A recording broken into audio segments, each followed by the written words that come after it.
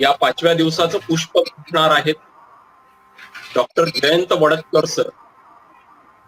मी doctor Jayant Wadatkar sir यांचं या व्याख्यानमालेमध्ये मनापासून स्वागत करतो. त्यानंतर आजच्या या सत्राचे अध्यक्ष आहेत माननीय हरीश इथापे सर. मी त्यांचं देखील मनापासून स्वागत करतो. मित्रांनो, 5 ते 12 नोव्हेंबर हा कालावधी आपण पक्षी सप्ताह साजरा करत आहोत. पक्षी सप्ताहाचा हा आजचा 5वा दिवस आणि आपल्या असं लक्षात येत आहे की या पक्षी सप्ताहाला उत्स्फूर्त प्रतिसाद मिळत आहे.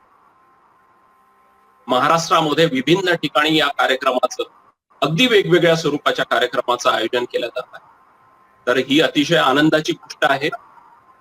मुख्य म्हणजे पक्षी सप्ताह साजरा करण्याबाबत ज्यांनी सातत्याने पाठपुरावा केला ते डॉक्टर जयंत वडतकर आज आपल्या सोबत आहे. त्यांचा जो आजचा विषय आहे तो आहे घुबडांविषयी बोलू का.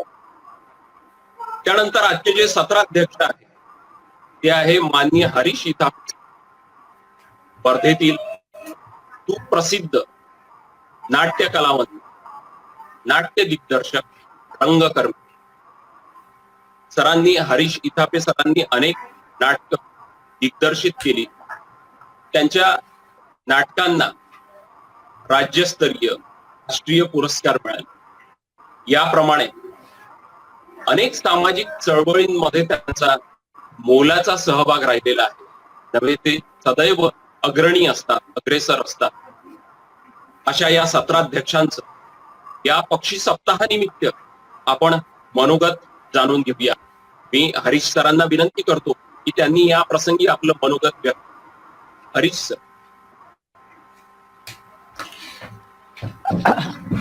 एका अत्यंत महत्वाच्या उपक्रमाकरिता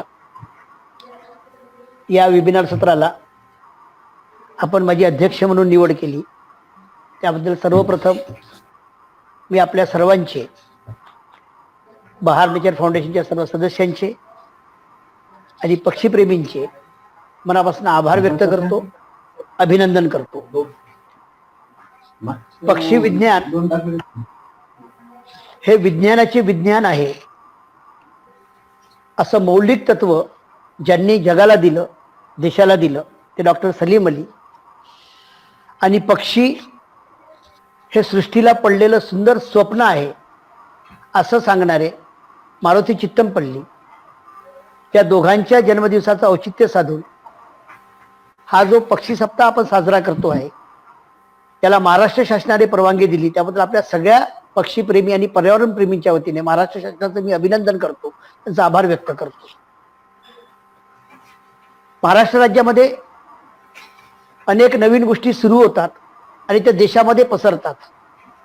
त्यामुळे ही सुद्धा सुरू झालेली गोष्ट देशभरामध्ये स्प्रेड होईल असा विश्वास या निमित्ताने मी व्यक्त करतो.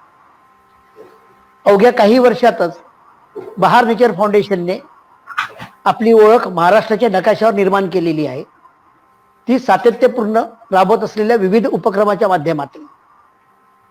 हे उपक्रम राबवत असताना विशेषतः मी एका गोष्टीकडे लक्ष वेधू इच्छितो की मी गेल्या अनेक वर्षांपासून, काही महिन्यांपासून ऑब्झर्व करतो आहे की अनेक लहान मुलं, शालेय विद्यार्थी बहारच्या अभियानाशी, बहारच्या उपक्रमाशी जोडली जात आहेत, जोडल्या गेली आहे.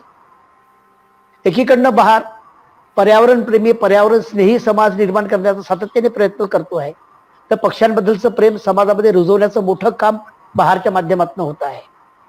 तर सोबतच तिसरा महत्वपूर्ण सामाजिक उद्देश बहारच्या माध्यमातून पूर्णत्वास जातो आहे, तो म्हणजे बालपिढीला, युवा पिढीला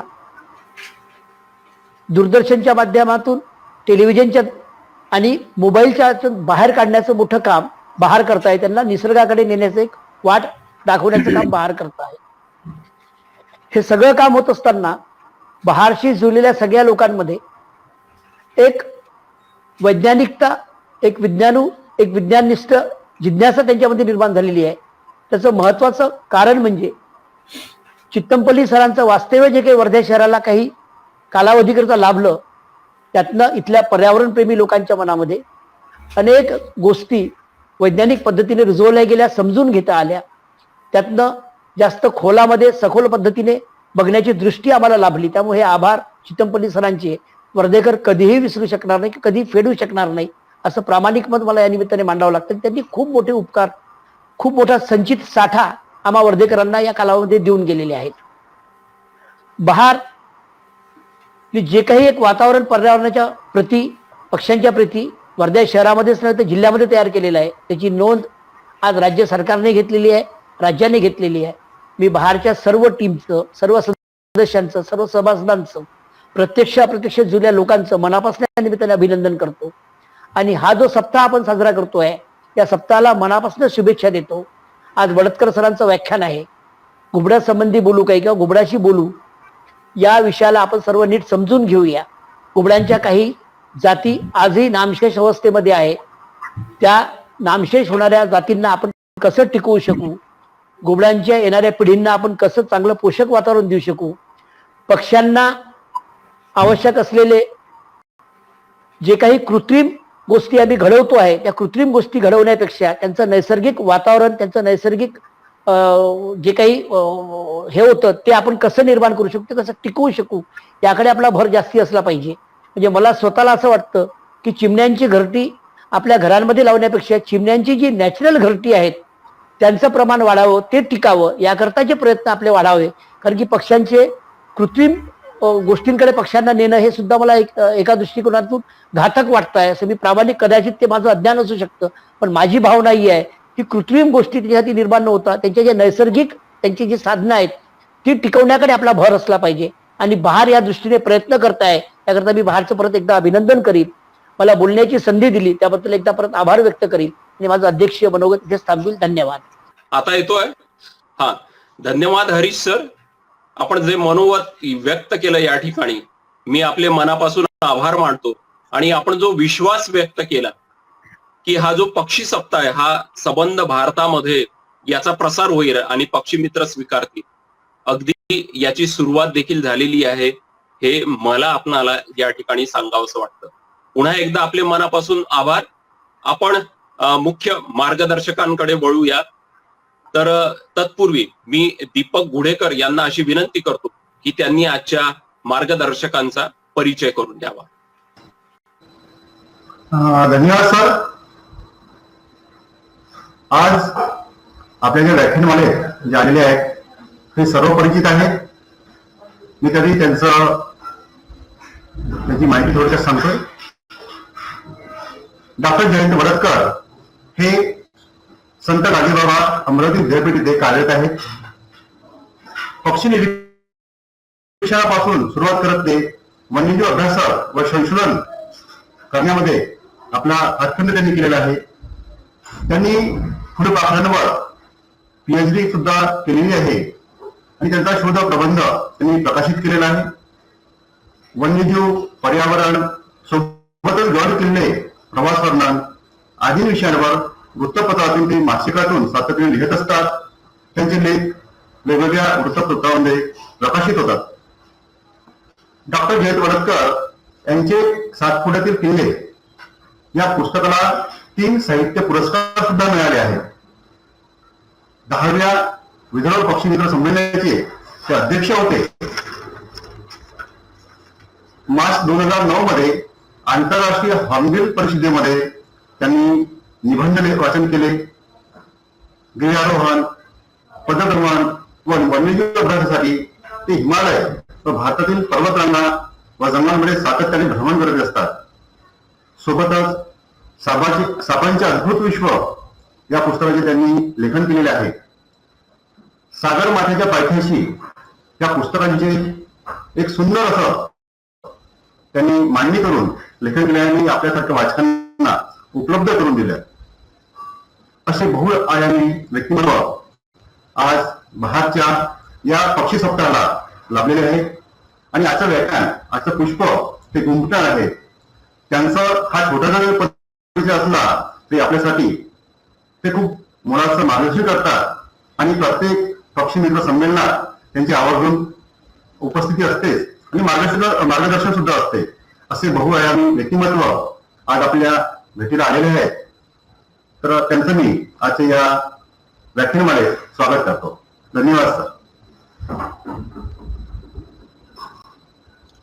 अनेक पुस्तकांचे लेखक, त्यानंतर सरांचं एक पुस्तक रान पिंगळा, अज्ञातवास आणि पुनर्शोध, हे पुस्तक त्यांचं प्रकाशनाच्या वाटेवर आहे. आणि येत्या 12 नोव्हेंबरला म्हणजे पक्षी सप्ताहाच्या अखेरच्या दिनी ते प्रकाशित केलं जाणार आहे. या पुस्तकासाठी मी सरांचं अभिनंदन करतो आणि त्यांना शुभेच्छा देतो. महाराष्ट्र पक्षी मित्र संघटनेचे अध्यक्ष माननीय जयंत वडतकर सर आपल्याला आज घुबडांविषयी बोलू काही हा विषय घेऊन येणार आहे. मी सरांना अतिशय आदरानं निमंत्रित करतो. सर, आपण आपल्या व्याख्यानाला सुरुवात करावी.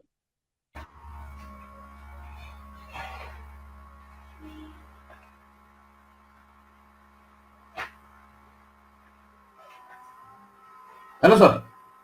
हा सर, सर सुरू कराल. हा, ओके, ठीक ठीक ठीक. तर धन्यवाद. आज बहार नेचर फाउंडेशन वर्धा या संस्थेच्या वतीने वन्यजीव सप्ताहानिमित्त स्वर्गीय उल्हास राणे यांच्या स्मृतीप्रित्यर्थ जी व्याख्यानमाला आयोजित केली आहे, त्या व्याख्यानमालेत आज मला जी बोलण्याची संधी दिली त्याबद्दल मी बहार नेचर फाउंडेशन सर्वप्रथम आभार व्यक्त करतो. आजच्या सत्राचे अध्यक्ष नाट्यकर्मी श्री हरीश इथापे सर, बहारचे सचिव विरखळे सर, गुडेकर सर, बहारचे अध्यक्ष किशोर वानखेडे, यांचे मित्र दर्शन दुधाने, आणि आजच्या ह्या व्याख्यानासाठी ऑनलाईन उपस्थित असलेले सर्व पक्षी मित्र. आपल्याला माहिती आहे की पक्षी सप्ताह हा या वर्षीपासून राज्य शासनाच्या स्तरावर सुद्धा स्वीकारला गेला आणि त्याचा नुकताच शासन निर्णय आपल्या पक्षी नोव्हेंबरच्या आधी आला. ही आपल्या महाराष्ट्र पक्षी मित्रासाठी आणि महाराष्ट्रातील तमाम पक्षी मित्रांसाठी एक अभिमानाची गोष्ट आहे. परंतु मला सुरुवातीला काही गोष्टी सांगणं आवश्यक आहे की हा पक्षी सप्ताह जो आहे याची सुरुवात मुळात वर्ध्यातून आणि बहार नेचर फाउंडेशन या संस्थेने जे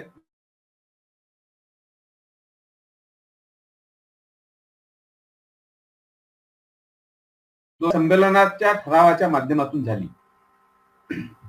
त्यानंतर पुढच्याच वर्षी 2017ला अंबाजोगाई इथे जे संमेलन पार पडलं 30वं महाराष्ट्रस्तरीय, त्या संमेलनात सुद्धा ठराव झाला आणि संपूर्ण महाराष्ट्रातील पक्षी मित्र सोबत, महाराष्ट्र पक्षी मित्र सोबत जुळलेल्या सर्व सभासद आणि समविचारी संस्थांनी या पक्षी मित्राचं आयोजन करण्यास सुरुवात केली. आणि गेल्या 3 वर्षापासून महाराष्ट्र पक्षी मित्राच्या स्तरावर हा पक्षी सप्ताह साजरा होतो आहे. आणि हा पक्षी सप्ताह शासन स्तरावर सुद्धा साजरा व्हावा म्हणून बहार नेचर फाउंडेशन, महाराष्ट्र पक्षी मित्र आणि महाराष्ट्र पक्षी मित्र सोबत जुळलेले अनेक त्यांचे सभासद आणि संस्था हा प्रयत्न करीत होते. विशेषतः विरखळे सरांचे मी आभार व्यक्त करतो. महाराष्ट्र पक्षी मित्र तर्फे त्यांना धन्यवाद सुद्धा देतो की त्यांनी हा विषय सातत्याने लावून धरला. आणि आज आपण महाराष्ट्र पक्षी मित्रला राज्य शासनाकडून जी मान्यता मिळाली त्याबद्दल मी पुन्हा एकदा सर्वांचं अभिनंदन करतो, आभार व्यक्त करतो. आणि आजचा जो विषय आहे त्याकडे त्याची सुरुवात करतो. सर्वप्रथम मी जी आपली पॉवर पॉइंट प्रेझेंटेशन आहे ते शेअर करतो. ओके, ठीक आहे, थँक्यू, धन्यवाद. तर आज ह्या ऑनलाईन व्याख्यानात वेबिनार मध्ये मी आपल्याशी बोलणार आहे घुबडांविषयी. तर आजचा विषय आहे ऑल अबाउट आउल्स. घुबडांबद्दल आपल्याला माहित आहे की घुबड हा एक पक्षी विश्वातला एक वेगळा पक्षी किंवा वेगळा पक्ष्यांचा गट असं आपण म्हणूया. घुबडांबद्दल आपल्या देशात अनेक श्रद्धा, अंधश्रद्धा, काही भ्रामक गोष्टी, अशा बऱ्याच काही गोष्टी आहेत. आणि त्याला खतपाणी घालण्याचं काम पिढ्यानपिढ्या चालू आहे. आणि अलीकडे चित्रपट सृष्टीच्या माध्यमातून सुद्धा त्याला खतपाणी घातलं गेलं. आणि आजही घुबडांविषयी न बोलणारे किंवा भीती बाळगणारे लोक आज आपल्या समाजामध्ये आहेत. पक्षी सुंदर असतात, पक्षी सर्वांना आवडतात, पक्षी बघायला सर्वांना आवडतं. पक्षी निसर्गाचा एक सुरेख असा आवाज आहे, निसर्गाचं एक सुंदर असं चित्रण आहे. असे अनेक वर्णन आपण ऐकतो आणि पक्षी पाहायला जातात. आजकाल तर पक्षी छायाचित्रकार यांचं एक मोठं फार मोठी संख्या आपल्याला आपल्या देशात किंवा जगभरात पाहायला मिळते. कारण पक्षी सुंदर असतात, त्यांचे छायाचित्र काढणं सर्वांना आवडते. परंतु इतकं असूनही घुबडांविषयीच्या अंधश्रद्धा किंवा घुबडांविषयी जे काही गैरसमज आहेत त्यामध्ये मात्र आजही कमी आलेली नाही असं मला वाटतं. आता काही दिवसात दिवाळी आहे आणि दिवाळीच्या पिरियडमध्ये आपल्या देशात ह्या घुबडांची विक्री केल्या जाते हे आपल्याला माहित आहे. दिवाळीच्या वेळी उत्तर भारतामध्ये ह्या घुबडांची मोठी मागणी असते. तर काही वनविभागातर्फे त्याच्यावर कारवाई सुद्धा केल्या जाते आणि त्यातून काही गोष्टी उघड होतात. परंतु ज्या गोष्टी उघड होत नाही तर ती मोठ्या प्रमाणात व्यापार आणि शिकार या घुबडांविषयी चालत असते. तर हा दिवाळीचा पिरियड आहे, पक्षी सप्ताह आहे, म्हणून मी घुबड या विषयावर बोलण्याचा विचार केला. तर आपण पुढे जाऊया. एक धावता आढावा आपण घेऊया आपल्या भारतातल्या आणि जगभरातल्या पक्षी विश्वाचा. आपली जगातली पक्ष्यांची जी जैवविविधता आहे ती जर आपण विचार केला तर जवळपास 8,600 प्रजाती जगभरात सापडतात. त्यापैकी आपल्याला माहिती आहे की भारतामध्ये 1300 पेक्षा जास्त प्रजाती सापडतात आणि जगाच्या तुलनेनं हे प्रमाण भारतातलं फार मोठं आहे. 14% इतक्या प्रजाती पक्ष्यांच्या भारतात सापडतात. ज्या भारत देशाचा भूभाग पृथ्वीच्या तुलनेनं अवघा 2 ते 2.5% इतका आहे. त्या 2.5% भूभागावर 14% पक्ष्यांच्या प्रजाती सापडतात. आपण ओव्हरऑल जैवविविधतेचा विचार जर केला तर हे प्रमाण जवळपास 6% इतकं आहे. म्हणूनच भारताला जैवविविधतेच्या बाबतीत हॉटस्पॉट असं म्हटलं जातं. जैवविविधता जी आहे ती पक्ष्यांची असेल, फुलपाखरांची असेल, कीटकांची असेल, वनस्पतींची असेल किंवा वेगवेगळ्या सस्तन प्राणी असतील, जलचर प्राणी असतील, ही जैवविविधता असण्याचं कारण असं आहे की आपल्या देशामध्ये वेगवेगळ्या प्रकारचे अधिवास थेट उत्तरेपासून म्हणजे काश्मीर पासून ते कन्याकुमारी पर्यंत किंवा नॉर्थ ईस्ट ज्या आपले स्टेट्स आहेत तिथून तर राजस्थानच्या वाळवंटापर्यंत वेगवेगळ्या प्रकारचे अधिवास आपल्या देशामध्ये आहेत. आपण जर आपल्या देशातल्या बायोजिओग्राफिक झोनचा जर विचार केला तर 10 बायोजिओग्राफिक झोन आपल्या देशामध्ये आहेत. विभागलेला आहे आपला देश 10 बायोजिओग्राफिक झोन मध्ये. त्यामध्ये ट्रान्स हिमालया हा सर्वात वरचा जो बायोजिओग्राफिक झोन आहे तो म्हणजे 6,000 मीटर पर्यंत जी उंची हिमालयाची बर्फाच्छादित शिखरांनी व्यापलेला जे काही भाग आहे तो ट्रान्स हिमालया या असं या नावानं बायोजिओग्राफिक झोन ओळखला जातो. त्यानंतर मग Himalaya, north east Himalaya, arid zone, semi arid, Gangetic plain, गंगेचं खोरं एक इटसेल्फ हा बायोजिओग्राफिक झोन आहे. त्यानंतर भारतातला जवळपास अर्धा भारत हा डेक्कन प्लॅटू आहे. म्हणजे दख्खनचा पठार हा एक मोठा 43% इतका भाग व्याप्त असलेला एक बायोजिओग्राफिक झोन आहे. त्यामध्ये आपला महाराष्ट्र येतो, विदर्भ येतो.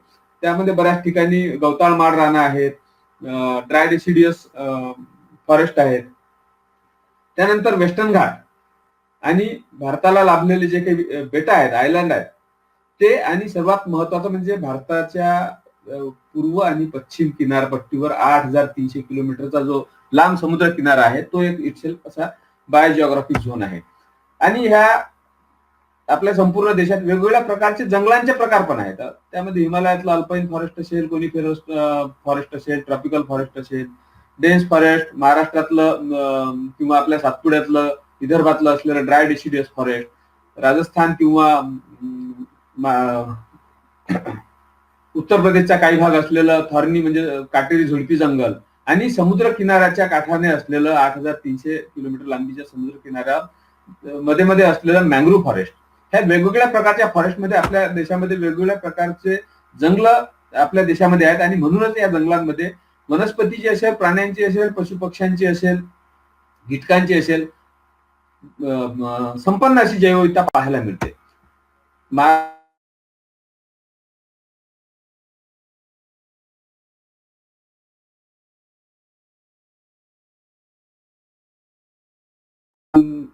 पश्चिम घाटात सदाहरित जंगल आहेत, सेमी एव्हरग्रीन फॉरेस्ट आहेत, हिमालयात एव्हरग्रीन फॉरेस्ट आहेत.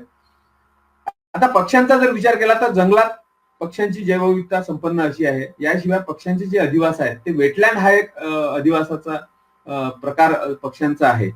त्यामध्ये वेटलँड मध्ये पण खूप सारे प्रकार आहेत. म्हणजे समुद्र ही एक वेटलँड आहे, त्यामध्ये आपल्याला वेगवेगळ्या प्रकारचे स्थानिक आणि स्थलांतरित पक्षी पाहायला मिळतात. त्यानंतर धरण असेल, लहान तलाव, तळी, नद्या, हे सगळे जे पाणथळ ठिकाणं आहेत हे सगळे वेटलँड पक्ष्यांचे चांगले संपन्न असे अधिवास आहेत. आणि ह्या वेटलँडमुळेच भारतामध्ये स्थलांतर करून येणाऱ्या पक्ष्यांची संख्या सुद्धा फार मोठी आहे. याशिवाय ह्या डेक्कन प्लॅटूवर ग्रासलँडचं प्रमाण मोठं आहे. विशेषतः विदर्भातले जे अकोला, वर्धा, यवतमाळ, वाशिम, बुलढाणा हे जिल्हे आहेत, हे गवताळ माळरानाचे प्रदेश होते. अनेक वर्षे ह्या भागात गुरे चराई किंवा पशुपालन हा एक मोठा व्यवसाय होता.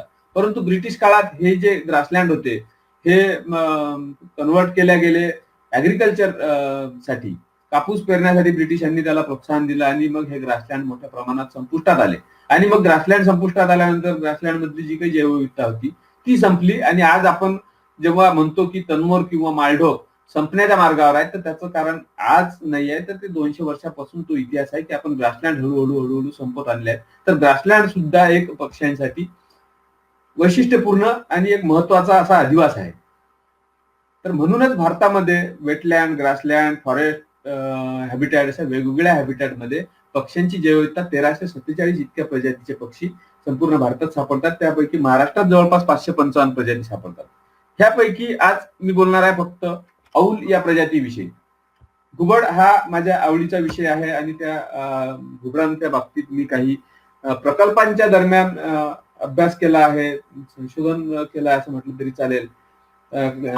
या घुबडांमधली एक प्रजाती आहे तो म्हणजे फॉरेस्ट ऑवलेट. त्याच्याबद्दल पण पुढे बोलू. तर या फॉरेस्ट ऑवलेटवर मी साधारणतः 4-5 वर्ष 2011 ते 14च्या दरम्यान एक आमच्या संस्थेसोबत प्रोजेक्ट केला. आमच्या सहकार्यासोबत त्याच्यावर संपूर्ण सातपुड्यात काम केलं. त्याशिवाय मेळघाटातल्या औलच्या प्रजातींवर काम केलं.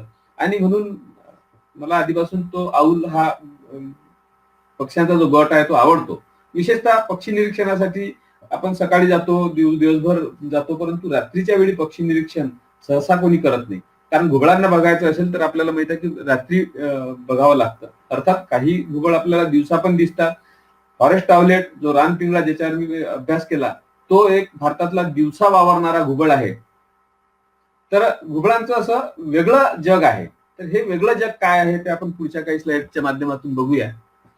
एक लहानपणी शाळेत काही लोकांनी इंग्रजीतली एक कविता असेल, आठवत असेल, विशेषतः कॉन्व्हेंटच्या विद्यार्थ्यांनी हे कविता नक्कीच अभ्यासली असेल. A wise old owl lived in a oak. The more he saw the less he spoke. The less he spoke the more he heard. Why can't we all be like that wise old bird. म्हणजे ह्या कवितेमध्ये असं म्हटलं आहे की हा अतिशय शहाणा बर्ड आहे जो खूप कमी बोलतो परंतु खूप जास्त ऐकतो, खूप जास्त बघतो. अर्थात त्याचे डोळे खूप मोठाले आहेत आणि त्याला रात्रीच्या वेळी शिकार करायचा आहे, त्यामुळे खूप केअरफुली, खूप काळजीपूर्वक बघावं लागतं, खूप काळजीपूर्वक ऐकावं लागतं. म्हणजे त्याच्या शिकारीचा जो काही हे आहे, मूळ आधार आहे तो म्हणजे रात्रीच्या अंधारातली नजर.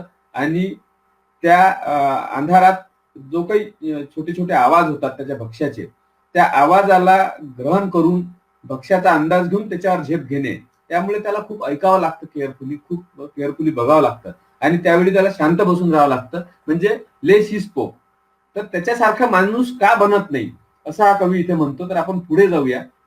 हा कसा जास्त बघतो किंवा कसा जास्त ऐकतो, त्याच्या ऐकण्यासाठी आणि बघण्यासाठी त्याच्या निसर्गाने त्याला काय वेगळंपण दिलेलं आहे ते पण आपण बघूया. पण तत्पूर्वी आपण आपल्या संस्कृतीमध्ये घुबडाचं काय महत्व आहे ते थोडक्यात बघूया.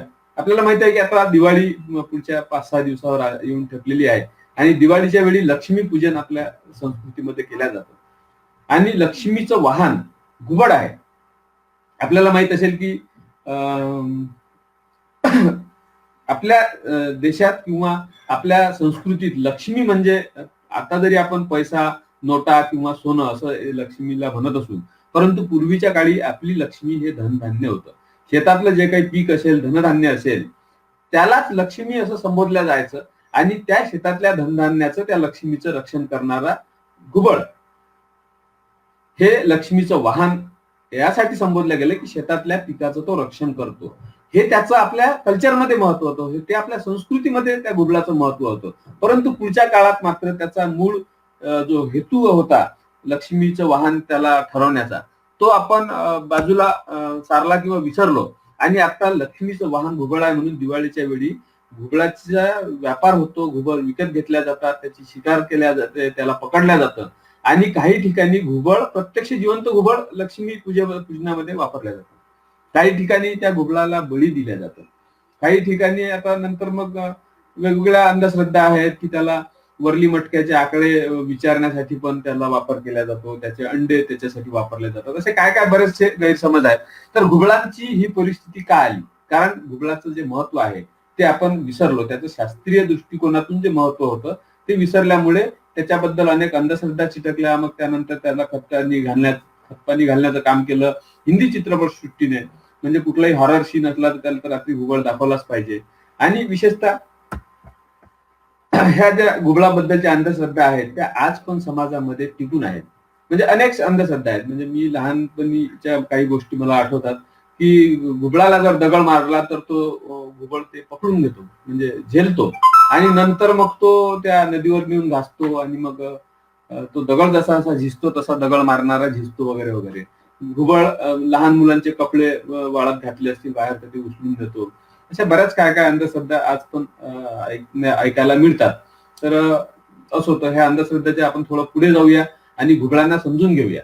तर आऊल म्हणजे घुबड, इंग्रजीत आऊल शब्द हा वापरतो, पण इंग्रजीत आवलेट हा शब्द पण वापरतो. बऱ्याच लोकांना प्रश्न असतो की हा आवलेट का आणि आऊलच का?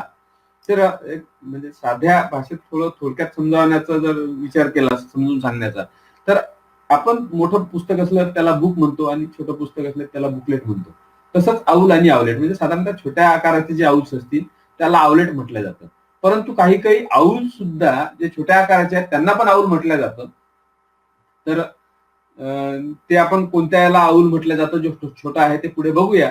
परंतु साधारण जर आपण आऊल आणि आवलेटचं वेगळं काय आहे विचार केला तर लहान आकाराच्या घुबडांना आवलेट असं म्हटलं जातं. जसं लहान पुस्तकाला, छोट्या पुस्तकाला आपण बुकलेट म्हणतो. असो. तर अर्थात पक्ष्यांचा गट म्हटला किंवा कुठल्याही प्राण्याचा गट म्हटला की मग याच्यात सर्वात मोठा कोण, त्याचा रेकॉर्ड, सर्वात हायेस्ट रेकॉर्ड काय आहे वगैरे वगैरे अशा गोष्टीचा बरेचदा प्रश्न पडतो. म्हणून जगातलं सर्वात मोठं घुबड कोणतं असं जर विचारलं तर लार्जेस्ट आऊल जे आहे ते ब्लॅक स्टोरीज फिश आऊल असं आहे, जे आज नष्ट झालेलं आहे, म्हणजे नामशेष झालेलं आहे. आणि स्मॉलेस्ट आऊल जे जगातलं आहे ते एल्फ आऊल नावाचं आऊल आहे. तर हे झालं जगातलं. परंतु भारताच्या दृष्टीने विचार केला तर या कॉर्नरला डाव्या साईडनं वरच्या बाजूला जो छोटासा फोटो दाखवला आहे तो आहे भारतातल्या स्मॉलेस्ट आऊलचा. त्याचं नाव आहे कॉलर्ड आउलेट.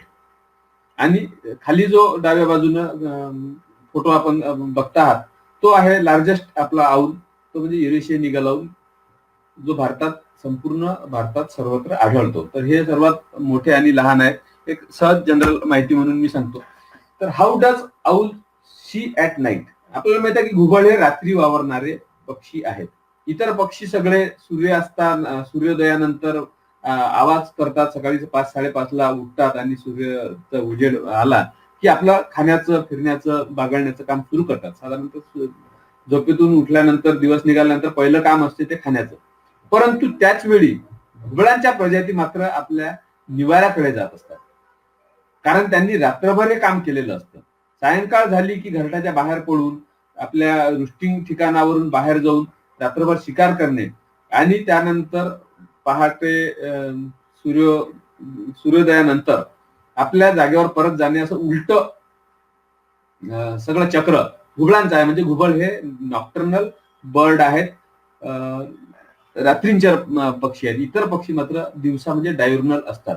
तर मग आता हे रात्री वावरतात, रात्री शिकार करतात, तर मग त्यांना रात्री दिसतं कसं? त्या कवितेत सांगितल्याप्रमाणे मोर ही सॉ, लेस ही स्पोक. म्हणजे तो आवाज न करता खूप जास्त बघतो आणि ते बघतानाच त्याला शिकार करणं शक्य होतं. तर त्याच्या डोळ्यामध्ये असं काय वेगळं पण आहे की जो त्याला अंधारात सुद्धा दिसतं? तर त्याच्या डोळ्यामध्ये अशी व्यवस्था आहे तर त्याचे डोळे खूप मोठे असतात. त्यामध्ये त्याच्या रॉड्स आणि कोन याच्या संख्येवरून त्याला जास्त दिसतं. आणि फक्त त्यात एक फरक पडतो की आपल्याला जसं कलर दिसतं तसं घुबडांना रात्री बघताना ब्लॅक अँड व्हाईट दिसतं. परंतु इतर पक्ष्यांना जसं 2 साईडने डोळे असतात, कलर दिसतं, परंतु 3D इमेज दिसत नाही. आपण जसं 3D बघतो तसं घुबडांना मात्र रात्रीच्या अंधारात ब्लॅक अँड व्हाईट दिसत असलं तरी ते 3D इमेज ते बघतात. आता घुबडांच्या डोळ्याची पोझिशनचा जर विचार केला आपण तर इतर सगळ्या पक्ष्यांना डोळे हे त्यांच्या डोक्याच्या 2 साईडनं लेफ्ट आणि राईट साईडनं असतात, परंतु घुबडांचे डोळे मात्र माणसाच्या डोळ्याप्रमाणे चेहऱ्याच्या समोर अशा पद्धतीने असतात. त्यामुळे घुबडाला पाहताना समोरचा भाग फक्त दिसतो. इतर पक्ष्यांना मात्र डाव्या डोळ्यांनी डाव्या साईडचा बराचसा भाग दिसतो, उजव्या साईडने उजव्या साईडचा बराचसा भाग दिसतो आणि फक्त त्वचेच्या समोरचा भाग त्याला दिसू शकत नाही. परंतु घुबडांचे डोळे समोर असल्यामुळे त्याला फक्त अगदी बायनॉक्युलर व्हिजन ज्याला म्हणता येईल तेवढा दिसतो. म्हणजे एका डोळ्यांनी लेफ्ट कडचा एका डोळ्यांनी राईटचा आणि मधला पण भाग दिसतो. परंतु त्याला मागचं किंवा साईडचं डावीकडचं उजवीकडचं बघायचं असेल तर त्याला मान वळवावी लागते. आपण जर ह्या स्लाइड मध्ये बघितलं तर दोन्ही डोळ्यांनी दिसणारे वेगवेगळ्या प्राण्याचे पक्ष्याचे क्षेत्र आपण ह्या स्लाइड मध्ये बघू शकता. माणसानं जर लेफ्ट आणि राईट या दोन्ही डोळ्यांनी बघितलं तर त्याचा ह्या चित्रात दाखवल्याप्रमाणे तेवढा भाग त्याला दिसतो. कुत्र्याचं डोकं थोडं तोंड लांबट असतं आणि डाव्या आणि उजव्या बाजूला 2 डोळे असतात, समोर नसतात. त्यामुळे त्याला डाव्या बाजूचं दिसतं, उजव्या बाजूचं दिसतं, परंतु नाकासमोरचं दिसत नाही. घोड्याला पण तसंच डाव्या बाजूचं दिसतं, उजव्या बाजूचं दिसतं, नाकासमोरचं दिसत नाही. मात्र खालच्या चौकोनात जर बघितलं तर घुबडाचे जे डोळे आहेत त्याला दोन्ही डोळ्यांना जे दिसणारं क्षेत्र आहे ते फक्त समोरचा भाग दिसतो. त्याला डावीकडचं दिसत नाही जास्त, उजवीकडचं दिसत नाही, मागचं दिसण्याचा तर प्रश्नच नाही. तेच जर त्या बाजूचं कबुतराचा विजन पाहिलं त्याला मागचं पण दिसतं, समोरचं पण दिसतं, डाव्या साईडच्या डोळ्यांना डावीकडचं पूर्ण दिसतं, जवळपास पूर्ण दिसतं 180 डिग्रीमध्ये, उजवीकडच्या डोळ्यांनी उजवीकडचं दिसतं. तर घुबडाला हे दिसत नाही. मग त्याला याच्यासाठी काय करावं लागतं? दिसत नाही तर त्याला मान वळवावी लागते. तर घुबड हे किती डिग्रीमध्ये मान वळवू शकते या फोटोमध्ये तुम्हाला बघता येईल की घुबड खाली वर मागे पुढे डावीकडे उजवीकडे कुठल्याही साईडनं मान वळवू शकते. मग इतकी मान वळवण्यासाठी त्याच्या मानेत असं काय वेगळं केलेलं आहे ते पण एक महत्वाचं त्याच्यामधलं मॉडिफिकेशन आहे असं आपल्याला म्हणता येईल. म्हणजे या चित्रात जर बघितलं आपल्याला तर माणसाने डावीकडे बघितलं आहे. म्हणजे समोरून त्याने डावीकडे बघितलं तर त्याचं नाक त्याच्या खांद्याच्या पर्यंत सुद्धा पोहोचलं नाही. खांद्यापर्यंत पोहोचलं असतं तर 90 डिग्रीचा व्हिजन त्याला मिळाला असता. परंतु माणसाची मान पूर्ण डाव्या बाजूच्या खांद्याकडे किंवा उजव्या बाजूच्या खांद्याकडे पूर्णपणे वळत नाही. त्यामुळे 90 डिग्रीच्या पेक्षा कमी म्हणजे 80 डिग्री मान त्याची वळते. ते जर घुबडाचा विचार केला तर समोरून जेव्हा घुबड बघतो तेव्हा तो डावीकडे मान वळली, डावीकडून त्याने मागे घेतली, मागे घेऊन पुन्हा उजवीकडे असा पूर्ण गोलातला 3 भाग म्हणजे 270 डिग्री एवढा घुबड मान वळवू शकतो. म्हणजे त्याच्या उजवीकडून फिरून तो डावीकडे बघू शकतो. तर हे त्याचं वैशिष्ट्य जे आहे त्याच्या मानेमध्ये वेगळं काहीतरी मेकॅनिझम आपल्याला पाहायला मिळेल आणि ते मेकॅनिझम नेमकं काय आहे ते समजून घेणं आवश्यक आहे. आपल्याला माहित आहे की माणसाच्या मानेमध्ये 7 ते 8 मणके असतात. जितके जास्त मणके असतील तितकी मान आपल्याला जास्त फिरवता येईल. तर पक्ष्यांच्या मानेमध्ये जास्त मणके असतात. म्हणजे घुबडाच्या मानेत 14 असतात. काही हंस सारख्या श्वान सारख्या पक्ष्यांमध्ये तर 24 मणके असतात. मग जास्त मणके म्हणजे जास्त मान वळवता येते हे नक्की आहे. परंतु इतर पक्षी घुबडा इतकी मान वळवत नाही.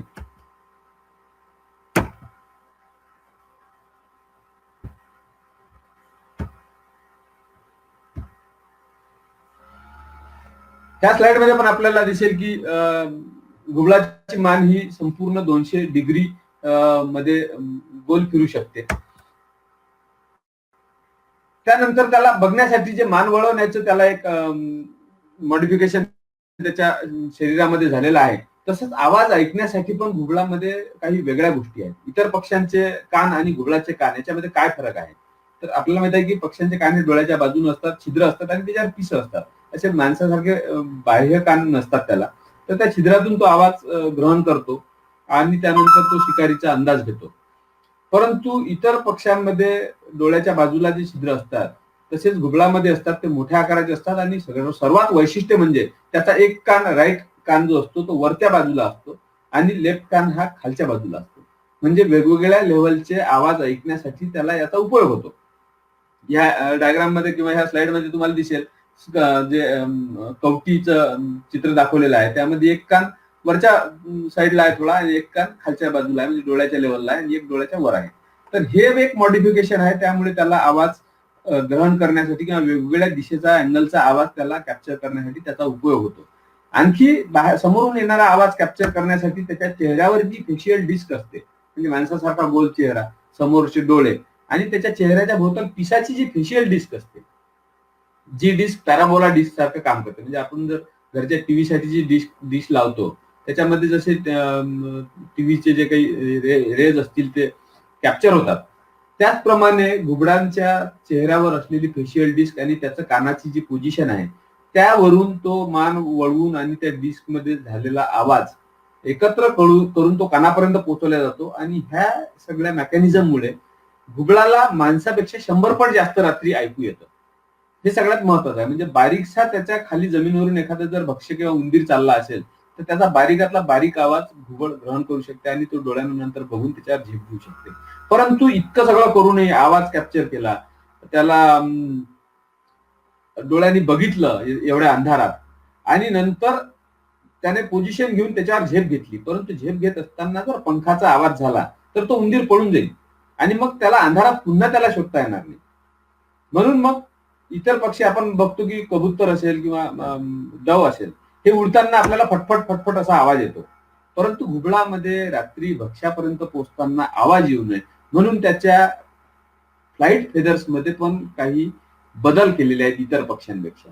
साऊंडलेस फ्लाईट, त्याची आवाज न करता जी फ्लाईट होते त्याच्यासाठी त्याचे जे फ्लाईट फिदर आहेत ते कारणीभूत आहेत. त्याच्या टोकावरची जे पिसं आहेत ते कंगव्यासारखे आणि स्मूथ असे पिसं असतात, त्यामुळे हवेसोबत होणारं घर्षण कमी होते आणि हा पक्षी जेव्हा एकदा नजर आणि आवाजातनं भक्ष्य शोधलं की तो फांदीवरून उडून थेट भक्ष्यापर्यंत पोहोचेपर्यंत अजिबात आवाज न करता तिथपर्यंत जातो आणि भक्ष्याला पकडतो. आणि इतके करून त्याला आवाज न करता पकडल्यानंतर एकदा का त्याने त्याच्या पायाची ग्रीप भक्ष्यावर टाकली की ते पाय इतके पक्के पाहिजे की त्या अंधारात तो एकदा पकडला की तो डबल सुटला नाही पाहिजे, कारण सुटला तर त्या अंधारात तो त्याला पुन्हा पकडू शकणार नाही. म्हणून घुबडांचे जे पाय आहेत ते पण इतर जे शिकारी पक्षी आहेत त्यांच्या पायापेक्षा वेगळे आहेत.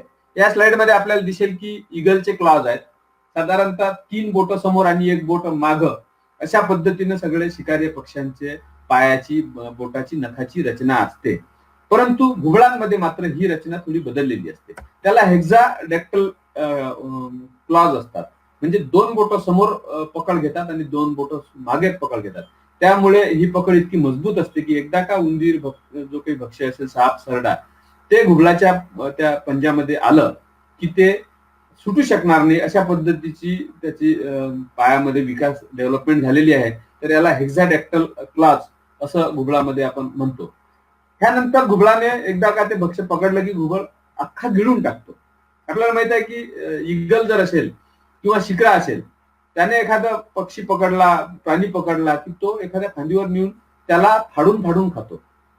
टोकदार चोचेनं त्याला पायात पकडतो आणि टोकदार चोचेने त्याचे तुकडे करतो आणि ते खातो. परंतु घुबडांमध्ये मात्र असं होत नाही. कुठलाही प्राणी मोठा असो लहान असेल, तो घुबड अख्खा गिळून टाकतो. आणि अख्खा गिळल्यानंतर आपल्याला दिसेल की पहिल्या या फोटोमध्ये दिसेल की स्वॅलोइंग, म्हणजे उंदीर आहे त्याने तो पूर्ण गिळला आहे.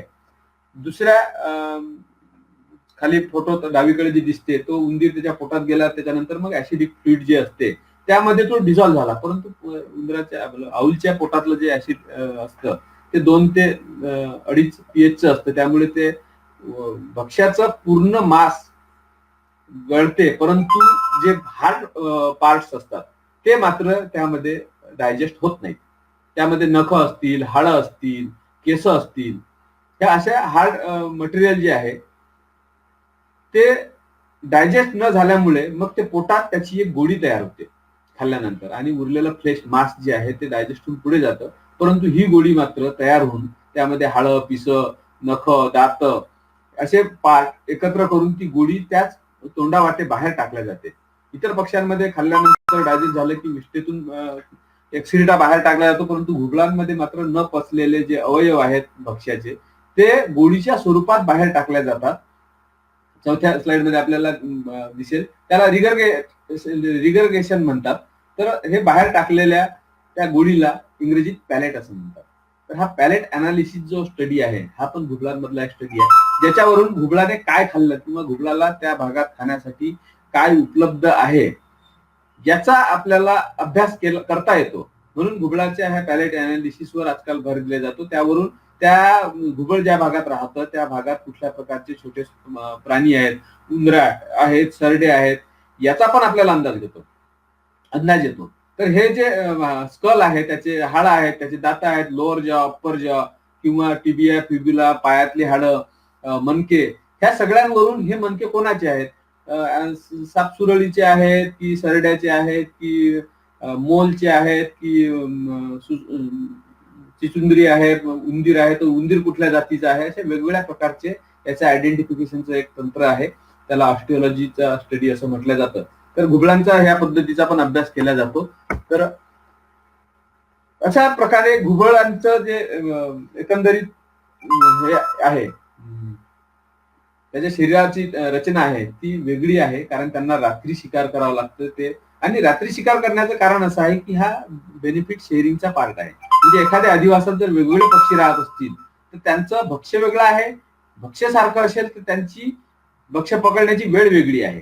तर अशा पद्धतीनं हा बेनिफिट शेअरिंगचा भाग आहे की काही पक्षी तेच भक्ष्य दिवसा पकडतात, काही पक्षी तेच भक्ष्य रात्री पकडतात. त्यातून हे घुबड नॉक्टर्नल झालेले आहेत. आता घुबडांची जी जैवविविधता आहे त्याचा आपण थोडक्यात विचार करूया. जगभरात घुबडाच्या जवळपास 238 प्रजाती आहेत. त्या 238 प्रजाती ज्या आहेत त्या 2 फॅमिलीमध्ये विभागल्या गेल्या आहेत. त्यामध्ये टायटोनिडी आणि स्ट्रिगिडी नावाची जी फॅमिली आहे, अशा 2 फॅमिली आहेत. त्यामध्ये टायटोनिडीमध्ये फक्त 16 प्रजाती जगातल्या आहेत आणि उरलेले सगळे 222 प्रजाती ह्या स्ट्रिगिडी फॅमिलीमध्ये आहेत. भारताचा जर विचार केला तर भारतात 36 प्रकारचे आऊल आहेत. त्याच्या सब स्पेशीज जर विचार केला तर 59 आहेत, परंतु 36 प्रकारच्या आऊलमध्ये एक मोठे आऊल किंवा आऊल ज्याला म्हणू ते 28 आहेत आणि 8 जे छोट्या आकाराचे म्हणू त्याला ते आउलेट आहेत. ह्या 36 पैकी महाराष्ट्रात जवळपास 17 प्रजातीचे आऊल सापडतात आणि मी ज्या सातपुड्यामध्ये आऊलचा स्टडी केला त्यामध्ये मी जवळपास 14 आऊल आहेत. त्यातले मी 12 आऊल बघितले आहेत, त्याचा स्टडी केलेला आहे, परंतु 2 आऊल जे सातपुड्यात रिपोर्टेड आहेत ते मला बघता आले नाही किंवा खूप रेअर आहेत. अशा पद्धतीनं जे काही आऊल आहेत 12 ते आपण बघूया ते दिसतात कसे किंवा कुठे त्याचं डिस्ट्रीब्युशन आहे. तर ह्या महाराष्ट्रातल्या 17 मध्ये टायटोनिडी फॅमिलीत फक्त 2 आऊल आहेत आणि उरलेले सगळे स्ट्रिगिडी फॅमिलीचे आहेत 15. तर आपण पुढे जाऊया. आपल्या सर्वांचा परिचयाचा टायटोनिडी फॅमिलीतला जो बारनौल आहे, हा बारनौल आपल्याला आपल्या घराशेजारी, गावात, जुन्या वाड्यामध्ये, किल्ल्यामध्ये, शेतामध्ये, जंगलात अशा वेगवेगळ्या अधिवासामध्ये सापडतो. ग्रासलँडमध्ये, तलावाच्या काठावर वेगवेगळ्या अधिवासात सापडतो. म्हणजे संपूर्ण भारतात प्रत्येक अधिवासात सापडणारा हा आऊल आहे. म्हणजे मुंबई सारख्या हाय पॉप्युलेशन किंवा पॉप्युलेटेड सिटीमध्ये सुद्धा याचं प्रमाण मोठं आहे, कारण हा बिल्डिंगवर पण घरटं करतो, तिथेच अंडे देतो, तिथे पिल्ले होतात त्याचे. तर मुंबई सारख्या शहरात, ठाण्यासारख्या शहरात सुद्धा याची संख्या मोठी आहे. शहरात सुद्धा राहतो, शेतात राहतो आणि सर्वात महत्वाचं म्हणजे उंदीर हे याचं पहिलं भक्ष्य आहे. त्यामुळे उंदरावर नियंत्रण करणारा शेतकऱ्याचा शेतीचा मित्र अशी ओळख असलेला बारनौल. या बारनौलला मराठीमध्ये गव्हाणी घुबड किंवा पांढरं घुबड असं पण म्हटलं जातं. त्या डाव्या साईडला वरच्या भागात जो नकाशा दाखवलेला आहे या स्लाइडमध्ये, त्याच्या नकाशावरून आपल्याला लक्षात येईल की याचं भारतामध्ये डिस्ट्रीब्युशन साधारणतः कुठल्या भागात आहे. म्हणजे दक्षिण भारतात आहे, महाराष्ट्रात सर्वत्र आहे आणि उत्तर भारतात आहे. फक्त राजस्थान, गुजरातचा काही भाग आणि काश्मीर सोडला किंवा गंगेचं खोरं सोडलं तर तो सोडून इतर सर्वत्र याचं आहे डिस्ट्रीब्युशन आहे. यातले जे 2 प्रजाती महाराष्ट्रात सापडतात त्याची दुसरी, आता गव्हाणी घुबड काय म्हणतात याच्याकडे पण आपण थोडक्यात बघूया. कारण पूर्वी माहिती आहे आपल्याला की गावात जनावरांचे गोठे होते आणि त्या गोठ्यात जनावरांना खाण्यासाठी गव्हाणी होत्या. त्या गव्हाणीत कळबा, कुटार, चारा, तुरीचं कुटार हे जे खाल्ल्यानंतर खाली दाणे उरायचे आणि ते खायला मग उंदीर मोठ्या प्रमाणात असायचे. उंदराची बिळं असायची गोठ्यामध्ये आणि मग त्या उंदरांमुळे हा घुबड गव्हाणी किंवा त्या गोठ्यामध्ये घरटं करायचा, म्हणून त्याचं नाव पडलं गव्हाणी घुबड. तर हे पांढरं घुबड जे आहे त्याचे हे जे पिल्लं आहेत तर हे एका गोठ्यातच काढलेला हा फोटो आहे. ह्या टायटोनिडी फॅमिलीतलं दुसरं जे आऊल आहे, 2च आपल्याकडे आहेत महाराष्ट्रात. दुसरं ईस्टर्न ग्रास आऊल हा एक रेअर आऊल आहे, बारनौल सारखाच आहे, परंतु ग्रास औल असं याचं नाव आहे.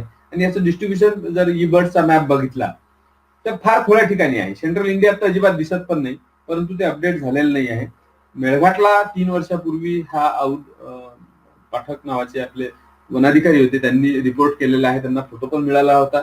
अनेक ठिकाणी विदर्भात पण काही पक्षी छायाचित्रकारांना आणि अभ्यासकांना याचा फोटो मिळाला आहे, परंतु ईबर्डवर त्या माहिती अपडेट न केल्यामुळे या नकाशात आज पण त्याचं डिस्ट्रीब्युशन दिसत नाही. तर ईस्टर्न ग्रास औल हा कायटोनिडी फॅमिलीतला एक रेअर असा औल आहे. संपूर्ण भारतात रेअर आहे, परंतु मध्ये मध्ये कुठेतरी त्याची रिपोर्ट होत असतात. दुसरं जे सर्वांच्या परिचयाचं कॉमन औल आहे ते म्हणजे आवलेट. स्पॉटेड आवलेट असं नाव आहे, कारण आकाराने छोटा आहे म्हणून तो आवलेट. अॅथिनी ब्रामा सर्वांच्या परिचयाचा आहे. अगदी गावात तुमच्या घराच्या समोर रात्रीच्या वेळी एखाद्या वेळी इलेक्ट्रिक पोलवर पण येणार, गावात असलेल्या मोठ्या झाडांवर रात्री राहणार आणि संपूर्ण गावात इलेक्ट्रिक पोलवर येणार, नंतर शेतात सापडणार, रस्त्याच्या कडेने जी कडुनिंबाची झाडं असतात त्याच्या ढोलीमध्ये राहणार, असा सर्वत्र आढळणारा, मॅपमध्ये तुमच्या लक्षात येईल की भारतात काश्मीर सोडलं तर संपूर्ण भारतात ज्याचं डिस्ट्रीब्युशन आहे असा स्पॉटेड आवलेट. त्याच्या शरीरावर स्पॉट आहेत, खूप सारे स्पॉट आहेत म्हणून त्याचं नाव स्पॉटेड आवलेट. त्याला पिंगळा पण म्हणतात, टिपकेवाला पिंगळा म्हणतात, मटमट्या म्हणतात. गावात त्याचा आवाज, मटमट म्हणजे डोळे त्याचे बघा, तुम्ही डोळ्याकडे बघितलं तो असा मटमट पाहतो आपल्याकडे, म्हणून त्याला खेड्यात ग्रामीण भागात मटमटे असं नाव आहे. किचिड किचिड असा आवाज करतो, संध्याकाळी 7 वाजता दरम्यान बाहेर पडतो, पण बरेचदा दिवसा पण दिसतो, दिवसा उडतो सुद्धा, परंतु शिकार मात्र तो रात्रीच्या वेळी करतो. असा आपल्या परिचयाचा हा स्पॉटेड आवलेट किंवा पिंगळा. हे पिंगळाची जोडी आहे, घराच्या मागच्या बाजूला एका बांबूवर बसलेली आहे. हिवाळ्यात आपल्याला बरेचदा 4-5 पिंगळाची पिल्लं असे एकत्र बसलेली दिसतात, ते एक वेगळं दृश्य असते. या पिंगळातला दुसरा त्याचा भाऊबंद जो आहे तो म्हणजे जंगल आवलेट. अर्थात नावात त्याच्या जंगल आहे, हा फक्त जंगलात सापडतो, हा गावात सापडणार नाही, शेतात सापडणार नाही. बऱ्यापैकी छोटासा पॅच जरी जंगल असेल तरी त्या ठिकाणी मात्र सापडतो. मेळघाट सारख्या मोठ्या जंगलात किंवा ताळोबा, बोर ह्या जंगलात तर त्याचं अस्तित्व आहेच, परंतु छोट्या जंगलाच्या पॅच मध्ये पण तो मिळणार. परंतु शेती किंवा ह्युमन हॅबिटेशन म्हणजे गाव किंवा शहर ह्या ठिकाणी मात्र हा आढळणार नाही. आणि याच्या शरीरावर आडवे बार असतात, त्याच्यावरून याची ओळख आपल्याला सहज पटवता येते. आणि स्पॉटेड आवलेट पेक्षाही आकाराने लहान असलेला हा आवलेट, जंगल आवलेट, याचं डिस्ट्रीब्युशन जर बघितलं तर भारतात बऱ्यापैकी आहे. म्हणजे राजस्थान, गुजरातचा भाग सोडला, काश्मीरचा भाग सोडला तर इतरत्र मात्र भारतात हा बऱ्यापैकी आढळतो. त्यानंतर तिसरा आवलेट जो आहे, जो भाग सोडला, काश्मीरचा भाग सोडला तर इतरत्र मात्र भारतात हा बऱ्यापैकी आढळतो.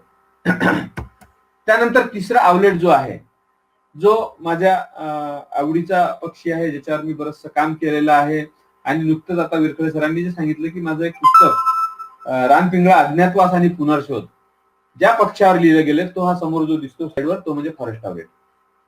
फॉरेस्ट आवलेट, रानपिंगळा किंवा वनपिंगळा अशा वेगवेगळ्या नावानं ओळखला जाणारा हा पक्षी, त्याचं सायंटिफिक नाव आहे हेटेरोग्लॉक्स ब्लेविटी. हा भारतातून नामशेष झाला होता, तो पुन्हा सापडला आणि त्याच्यानंतर आता त्याचं डिस्ट्रीब्युशन बऱ्यापैकी आहे. तो क्रिटिकली रेअर होता, तो आता एंडेंजर श्रेणीमध्ये आलाय, म्हणजे त्याची संख्या बऱ्यापैकी वाढली आहे, 250 पेक्षा जास्त झालेली आहे. ही एक समाधानाची बाब आहे. आणि त्या पक्षाचं संपूर्ण माहिती, त्याचा नामशेष झाला, पुनर्शोध लागला, पुनर्शोध लागल्यानंतर त्याचं काय स्टेटस आहे, अशा प्रकारची माहिती असलेलं पुस्तक मी लिहिलेलं आहे. 5 तारखेला आदरणीय मारुती चितमपल्ली यांच्या जन्मदिनी पक्षी सप्ताह त्याचं प्रकाशन होणार होतं, परंतु पक्षी सप्ताह शासनाने मंजूर केल्यामुळे पक्षी सप्ताहाच्या कार्यक्रमाच्या आयोजन नियोजनामध्ये बराच वेळ गेला आणि या पुस्तकाचं प्रकाशन राहून गेलं. परंतु या आठवड्यात या पुस्तकाचं प्रकाशन होईल, त्याच्यावर आपण बोलू. आणि फॉरेस्ट आवलेट पण स्वतंत्र पुढच्या काही स्लाइड मध्ये बोलू. तत्पूर्वी आपण पुढे जाऊया. स्पॉटेड फॉरेस्ट आवलेटचं साधारण डिस्ट्रीब्युशन जे आहे या मॅपमध्ये आपल्याला दिसेल की मध्य भारतातली सातपुड्याची पर्वतरांग आणि त्यातल्या मेळघाटातला जो ठिपका दिसतो त्या ठिकाणी सर्वात जास्त स्पॉटेड आवलेट सारखाच दिसतो, परंतु स्पॉट्स कमी असतात, चेहऱ्यावरचे स्पॉट कमी असतात, डोक्यावरचे स्पॉट कमी असतात आणि दिवसा वावरतो. अशा त्यामुळे हा स्पॉटेड आवलेट पेक्षा वेगळा आहे. त्यानंतर पुढचा एक अजून औल आहे तसा आकारांना लहान, स्पॉटेड आवलेट पेक्षा थोडासा मोठा, परंतु तरी हा औल आहे. कारण त्याचे तुम्ही बघा की चेहऱ्यावर त्याच्या कान असतात, म्हणजे कान म्हणजे ते ऍक्च्युअली कान नाही आहेत, कानाचे ते छिद्र आहेत, परंतु हे पिसासारखे जे कान आहेत त्यावरून त्याला आपण औल म्हणतो. आणि याचं डिस्ट्रीब्युशन पण भारतात बऱ्यापैकी आहे, परंतु काही मधले भाग सोडले तर भारतात तो बऱ्यापैकी सापडतो. इंडियन स्कूपसोल असं याचं नाव आहे. स्कूपसोल मध्ये पण आपल्याकडे 4 वेगवेगळ्या प्रजाती सापडतात, तर त्यातला हा इंडियन स्कूपसोल हा तसा कॉमन आहे. म्हणजे तुम्ही बोरच्या जंगलात जर गेलात तर अगदी एंट्री केल्यानंतर तुम्हाला झाडाच्या खोलीत झाडाच्या ढोलीमध्ये, खोडातल्या ढोलीत हे पक्षी घरट्या पिल्लासहित बरेचदा पाहायला मिळतात. कुठल्याही जंगलात गेले तरी आपल्याला दिसतील. आणि जर समजा दिसले नाही तर संध्याकाळी 6:30 पावणे 7च्या दरम्यान याचा आवाज येईल, खूप असा आवाज करतो आणि बाहेर निघतो. त्यावेळी आपल्या लक्षात येईल की याचं रोस्टिंग किंवा घरट्याची जागा कोणती आहे हे आपल्याला म्हणजे अंदाज घेता येतो. स्कॉप्सॉल मधला अजून एक रेअर आऊल आहे जो या स्लाइड मध्ये दिसतो आहे, ज्याचं नाव आहे युरेशियन स्कूपसाऊल. मॅप मध्ये जर बघितलं तर 3-4 फुल्या फक्त दिसतात. याचा अर्थ हा भारतात किती रेअर आहे. एकतर हा मायग्रेटरी पक्षी आहे, हा स्थलांतर करून येतो पाकिस्तानातून आणि हिवाळ्याच्या दरम्यान येतो, काही दिवस राहतो आणि परत जातो. हा पाकिस्तानातूनच काय येतो माहिती नाही, कारण तिथं काही असं वेगळं बर्फवृष्टी होते म्हणून मायग्रेशन करतो असं नाही, परंतु हा मायग्रेशन करून येतो असं म्हटलं जातं. आणि हा पक्षी रेअर आहे, याचे फोटोग्राफ्स फारसे उपलब्ध नाही.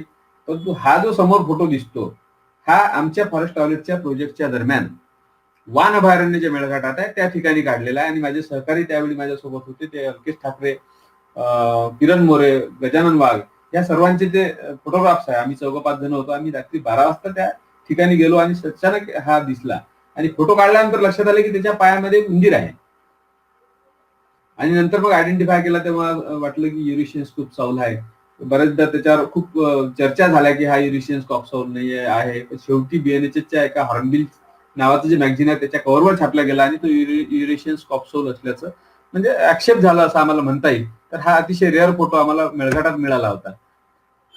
फॅमिली स्ट्रिगिडी मधला ओरिएंटल स्कूपसाऊल, अजून एक स्कूपसाऊल आउलेट पेक्षाही छोटा आहे, म्हणजे स्पॉटेड आउलेट पेक्षाही आकाराने छोटा, परंतु नाव आऊल आहे. कारण आता त्याचा चेहरा जर बघितला तुम्ही तर त्याला कानासारखे पिसा आहेत आणि त्याचं शरीराची ठेवण जी आहे ती आऊल सारखी आहे. हा आपल्या विदर्भातल्या जंगलांमध्ये सापडतो, विशेषतः डेन्स फॉरेस्ट जिथे आहे, दाट जंगल आहेत त्या ठिकाणी सापडतो. भारतात त्याचं डिस्ट्रीब्युशन फारसं नाही आहे. म्हणजे गंगेच्या खोऱ्याचा जो भाग आहे त्या ठिकाणी पश्चिम घाटात आणि विंध्य पर्वतरांग आणि सतपुडा पर्वतरांग ह्या ठिकाणी तो सापडतो. मात्र मेळघाटात आम्ही त्याला खूपदा बघितलं, खूप सहज सापडतो जर म्हणजे अभ्यासक असतील तर. आणि डेन्स फॉरेस्ट जिथे आहे त्या ठिकाणी हा ओरिएंटल स्कूपसाऊल सापडतो. चिखलदऱ्यात सुद्धा सापडतो. आता आपण मोठ्या आऊलकडे, जो भारतातला सर्वात मोठा आकारानं आऊल असलेला कोणता, तर तो सांगितला मी, युरेशियन ईगल आऊल किंवा इंडियन ईगल आऊल. तर हा समोर दिसतो आहे मोठ्या आकाराचा, 2-2.5 फुटापेक्षाही उभा राहिला तर मोठा दिसेल, मोठाले डोळे. आणि आऊल हे ढोलीमध्ये घरटे करतात आपल्याला माहित आहे, परंतु हा जो आऊल आहे, मोठे आऊल जे आहेत ते बरेचदा दगडाच्या कपारीमध्ये पण घरटे करतात. तर त्यापैकीच हा युरेशियन ईगल आऊल भारतातला सर्वात आकारानं मोठा आऊल. आणि घुबडाचे जे आवाज आपण सांगतो, गुगू गुगू जो करतो, हा तो आवाज जो असतो तो या आऊलचा असतो. आणि याच्या आवाजाला बरेच लोक अजूनही भितात. गावात आजही याचे आवाज आले तर भिणारे लोक आहेत. तर हा आऊल मातीच्या किंवा दगडाच्या कपारीमध्ये घरटं करतो. याचं भारतातलं डिस्ट्रीब्युशन संपूर्ण भारतात तो आढळतो. म्हणजे पाकिस्तानच्या बॉर्डरचा काही भाग सोडला आणि काश्मीरचा भाग सोडला तर तो त्या ठिकाणी, इतर ठिकाणी मात्र सर्वत्र आढळतो असा हा. आणि याचे कान बघा, अगदी मुष्टप असे मोठे उभे कान आहेत, ते पिसा आहेत. ते कान नाही आहे त्याचे, परंतु कानासारखे दिसणारे त्याचे जे पिसा आहेत ते याचं खास वैशिष्ट्य आहे. असेच पिसा असणारा परंतु याच्यापेक्षा आकाराने लहान असलेला अजून एक आऊल आहे. कान बघा, एकदम मोठे कान, डस्की ईगल आऊल. याचा कलर डस्की असल्यामुळे याला डस्की ईगल असं आऊल असं नाव आहे. आणि हा मात्र आपल्या देशातला एक रेअर आऊल आहे. मेळघाटात याची नोंद आहे, परंतु मला मात्र हा आऊल कधी बघण्याची संधी मिळाली नाही. डस्की ईगल आऊलचं डिस्ट्रीब्युशन उत्तर भारतात आहे, महाराष्ट्रातल्या काही भागात आहे, सतपुडा पर्वतरांगेतही आहे, परंतु दक्षिण भारतात मात्र डस्की ईगल आऊलचं नेक्स्ट म्हणजे डिस्ट्रीब्युशन नाही आहे. त्यानंतर अजून जंगलात राहणारा आणि मोठ्या आकाराचा पक्षी तो म्हणजे ब्राऊन फिश आऊल. आता फिश आऊल म्हटलं की आपल्याला माहित आहे की हा फिश खाणारा आहे, खेकडे खाणारा आहे. त्यामुळे हा राहतो साधारणतः स्ट्रीम्स, रिव्हर्स ज्या जंगलातून जातात, ओळ असतील, नद्या असतील, त्या काठाने जे अर्जुनाची मोठाली झाडं असतात किंवा कुठलीही नाल्याच्या नदीच्या काठाने जी मोठाली झाडं असतात त्याच्यावर हा साधारणतः रुस्टिंग करतो. आणि डबक्यातल्या मासोळ्या किंवा खेकडे हे याचं खास अन्न आहे. अगदी वेगळेच कान आहेत. म्हणजे आता आधी दोन बघितले आपण, त्याचे उभे कान होते, याचे असे आडवे कान आहे. त्यामुळे याचं रूप एकदम म्हणजे कसं मजेशीर असा चेहरा त्याचा आहे. तर हा ब्राऊन फिश आऊल. त्यानंतर मॉटर्ड वूड आऊल, त्याच्या नावात वूड आहे, म्हणजे हा जंगलातच राहतो आणि तसा बऱ्यापैकी सापडतो मेळघाटात पण. त्याला आम्ही बरेचदा बघितलं, त्याच्या अधिवासाचा अभ्यास केला, त्याचे घरटे, तो कुठं राहतो याचा अभ्यास केला. आणि भारतातलं डिस्ट्रीब्युशन बघितलं तर तो साऊथ इंडियामध्ये बऱ्यापैकी सापडतो. उत्तर भारतात पण काही भागात सापडतो, पण महाराष्ट्रात सातपुड्यात मेळघाटात तो आहे. विदर्भातल्या पण काही जंगलामध्ये आहे मॉटर्ड वूड आऊल. पेंचमध्ये आहे, मी बघितलं आहे. बोरमध्ये मी बघितलं आहे. त्यानंतर आणखी एक मायग्रेटरी आऊल. यापूर्वी आपण युरेशियन स्कूपसोल नावाचा एक मायग्रेटरी आउलेट बघितला. आता हा मायग्रेटरी आऊल मॅप निळ्या रंगाचा आहे. आपल्याला माहिती आहे की ग्रीन कलरचा मॅप असेल तर साधारणतः जे इस्किपचं पुस्तक आहे त्यामध्ये तो रेसिडेंट असतो, आणि ब्ल्यू कलरचा जर मॅप असेल तर तो मायग्रेटरी आहे. तर हा युरोपातून मायग्रेशन करून विंटर या पिरियडमध्ये आपल्या संपूर्ण विदर्भात येतो, महाराष्ट्रात पण येतो. आणि हा मायग्रेशन करून आपल्याला माहिती आहे की स्थलांतरित पक्षी जे येतात ते तलावावर येतात, परंतु हा मायग्रेशन करून ग्रासलँडवर जातो. आणि ग्रासलँडवर याच्यासाठी भक्ष्य अवेलेबल असतं. तो हिवाळ्याच्या दरम्यान ग्रासलँडमध्ये राहतो, शेतात पण बरेचदा राहतो. अमरावती जिल्ह्यात पण बऱ्याच ठिकाणी याचे स्पॉट आम्हाला माहिती आहेत. तर याचा गेल्या 3 वर्षापासून माझे सहकारी सौरभ जौंजा त्याच्या पॅलेटचा स्टडी करतात. ग्रासलँडवरचे आम्ही पॅलेट गोळा करतो आणि त्याच्या पॅलेटला काय त्याचा फूड इथे त्याला अवेलेबल आहे याचा स्टडी आमचा सध्या सुरू आहे. तर शॉर्ट इयर्ड आऊल, त्याचे कान शॉर्ट आहेत म्हणून त्याचं नाव आहे शॉर्ट इयर्ड आऊल, आणि अतिशय सुंदर असा पक्षी आहे. पुढचा आऊल आहे तो म्हणजे ब्राऊन हॉक आऊल. तसं जर बघितलं तर हा आऊल वाटतच नाही. त्याच्याकडे पहिल्यांदा बघितल्यावर तो एक तर शिक्रा वाटतो किंवा फाल्कन वाटतो. आऊल अजिबात वाटत नाही, परंतु त्याचे डोळे बघा. डोळ्याची पोझिशन समोर आहे आऊलची, जशी अशी दोन साईडनं नाही आहे, आणि टपोरे डोळे आहेत, मोठाले डोळे आहेत. तर म्हणून हा ब्राऊन हॉक आऊल तसा रेअर आहे. परंतु मेळघाटात कोलखास आपण नाव ऐकलं असेल, त्या ठिकाणी मी याला बघितलं आहे. त्यानंतर गुजरातच्या डांग जंगलात बघितलं आहे, सातपुड्यात बऱ्याच ठिकाणी बघितलं आहे. आणि विशेष म्हणजे अमरावती शहरात सुद्धा याला आम्ही बघितलं आहे. म्हणजे शहरातल्या ज्या वटवाघळं असतात, बॅट असतात, त्याला खाताना आम्ही त्याला बघितलं आहे. तर शहरात सुद्धा सापडणारा पण तितका कॉमन नाही आहे. रेअर असलेलं एक ब्राऊन हॉक आऊल, आणि आऊल सारखं दिसत नाही, फक्त डोळ्यावरून किंवा त्याच्या डोळ्याच्या पोझिशनवरून आपण त्याला आऊल असं वेगळं ओळखू शकतो. त्यानंतर ब्राऊन वूड आऊल, अतिशय रेअर असं हा आऊल आहे. आणि हा मी आतापर्यंत कुठल्याही जंगलात बघितला नाही. तर ब्राऊन वूड आऊल नावाचं एक वेगळं आणि सुंदर आऊल आहे. आता ह्या आऊल पैकी मी ज्याच्यावर बराच अभ्यास केला, माझी संस्था जी आहे wild life and environment conservation society, त्या सोसायटीचे अनेक पक्षी अभ्यासक यांच्या सोबत, त्यामध्ये नंदकिशोर दुधे असतील, अल्केश ठाकरे आहे, किरण मोरे आहे, गौरव कडू, मनीष ढाकुलकर, गजानन वागसर, निनाद अभंग, हे सगळी मंडळी या प्रोजेक्टमध्ये आम्ही सोबत काम केलं. तर ह्याचा अभ्यास करत असताना आम्ही संपूर्ण सातपुडा फिरलो. मेळघाट असेल, पेंच असेल, मध्य प्रदेशातला पेंच असेल, मध्य प्रदेशातला बरणपूर, खंडवा, बैतूल हे जिल्हे असतील. त्यानंतर खानदेशातलं जंगल, तळोदा, तोरणमाळ, अनेर डॅम सँच्युरी, धुळे, नंदुरबार हा जिल्हा, आणि त्यानंतर गुजरात मधलं डांग अभयारण्य, वांसदा राष्ट्रीय उद्यान, याशिवाय डांगचं जंगल, अशा वेगवेगळ्या ठिकाणी ह्या पक्ष्याचा शोध आम्ही घेतला आमच्या प्रकल्पाच्या दरम्यान. आणि त्यातून जी काही माहिती झाली ती मी पुस्तक स्वरूपात आता नुकतीच लिहिलेली आहे. तर फॉरेस्ट आउलेट, जंगल आउलेट आणि स्पॉटेड आउलेट, एकाच अधिवासात सापडणारे हे 3 आउलेट. मात्र थोडा फरक आहे. बरेचदा नवीन माणसाला त्याचं कन्फ्युजन पण होतं की हा नेमका कुठला आऊल आहे. परंतु थोडा जर विचार केला तर पटकन त्याची ओळख पटवता येते. स्पॉटेड आउलेट च्या शरीरावर नावाप्रमाणे स्पॉट भरपूर असतात, डोक्यावर पण स्पॉट असतात. तेच जर फॉरेस्ट आउलेट बघितलं तर डोक्यावर कलर तसाच असतो, परंतु त्याचे स्पॉट कमी असतात. आणि पोटाचा रंग हा पांढरा असतो फॉरेस्ट आउलेटमध्ये, कानपिंगळामध्ये. जंगल आउलेट अर्थात दोघीपेक्षा आकाराने लहान आहे, आणि पोटावर, पंखावर आडवे बार असतात, त्यामुळे याला सहज वेगळं ओळखता येते. तिघांचे आवाज पण वेगवेगळे आहेत. तिघांचे वावरण्याच्या वेळा म्हणजे त्या पण वेगवेगळ्या आहेत, त्यामुळे याला ओळखणं तसं तिघांना सहज शक्य आहे. परंतु अगदी इनिशियली बऱ्याचदा स्पॉटेड आवलेटला पण फॉरेस्ट आवलेट म्हटल्याचे उदाहरणं किंवा यापूर्वी बातम्या आलेल्या आपण बघितल्या आहेत. या फॉरेस्ट आवलेटची थोडी हिस्ट्री इंटरेस्टिंग आहे. 1872 साली पहिल्यांदा ब्लेविट नावाच्या ब्रिटिश अधिकाऱ्याने ह्या फॉरेस्ट आवलेटचा एक नमुना गोळा केला. त्यावेळी शिकार करूनच नमुने गोळा केले जायचे आणि ब्लेविटला हा स्पॉटेड आवलेट पेक्षा वेगळा वाटल्यामुळे त्यावेळेचे पक्षाचे अभ्यासक, क्लासिफिकेशन करणारे जे सायंटिस्ट होते, ॲलन ओ ह्यूम यांच्याकडे त्यांनी पाठवून दिला आणि ह्यूम यांनी याला वेगळी प्रजाती 1973 साठी सांगितलं की हा स्पॉटेड आवलेट नाही, त्याच्यापेक्षा वेगळा आहे, म्हणून त्याचं नाव त्यावेळेचा ब्लेविटी चाऊल असं ठेवलं. त्यावेळी त्याला ब्लेविटी चाऊल आणि शास्त्रीय नाव ॲथिनी ब्लेविटी, म्हणजे ब्लेविटी या शास्त्रज्ञाच्या नावावरून ॲथिनी ब्लेविटी. ॲथिनी जिनस मात्र त्याचा स्पॉटेड ब्लेविटी वेगळी प्रजाती म्हणून त्याला मान्यता दिली. त्यानंतर 1877, 1880 ते 1884 या दरम्यान वेगवेगळ्या अभ्यासकांनी त्याचे वेगवेगळ्या भागातून नमुने गोळा केले. 1880 ते 84 दरम्यान जेम्स डेव्हिडसन नावाच्या ब्रिटिश अधिकाऱ्यानं आपल्या महाराष्ट्रातल्या खानदेशातून याचे 5 स्पेसिमेन गोळा केले. 5 आणि आधीचे 2 असे 7 स्पेसिमेन आजही ब्रिटिश म्युझियम आणि अमेरिकन म्युझियम मध्ये उपलब्ध आहेत. परंतु 1884 नंतर 1884 नंतर मात्र हा ब्लेविटीचा आऊल भारतात कुणालाही आढळून आला नाही.